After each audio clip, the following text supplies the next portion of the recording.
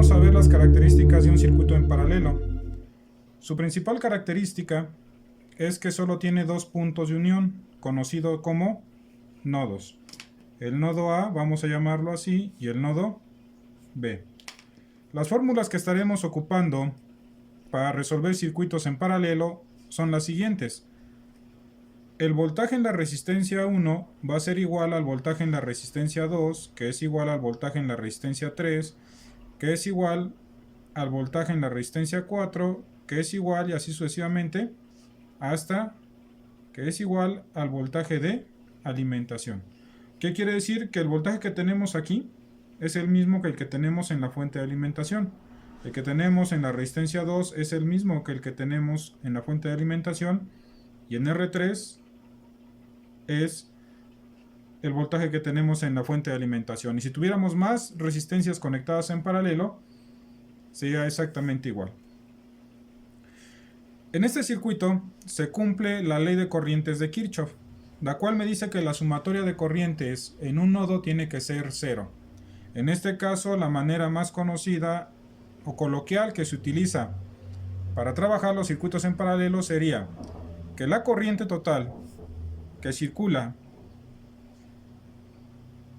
por la fuente de alimentación va a ser igual a la corriente en la resistencia 1 más la corriente en la resistencia 2 más la corriente en la resistencia 3 más y así sucesivamente hasta la corriente de la resistencia enésima, si esta existe. Por ejemplo, aquí estaría la corriente en la resistencia 1, aquí pasaría la corriente en la resistencia 2 y aquí tendríamos la corriente en la resistencia 3. Y el último de los parámetros a calcular sería la resistencia total. La resistencia total se puede determinar como la inversa de la suma de las inversas de cada una de las resistencias, es decir, 1 entre R1 más 1 entre R2 más 1 entre R3 más y así sucesivamente hasta 1 sobre la resistencia enésima.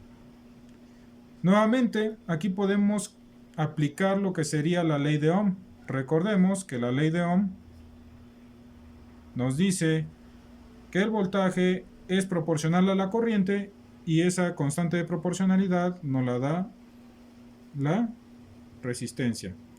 También aquí aplican las fórmulas de potencia, que es voltaje por corriente, o bien potencia, que sería voltaje al cuadrado entre resistencia, o bien potencia, que sería corriente al cuadrado por resistencia.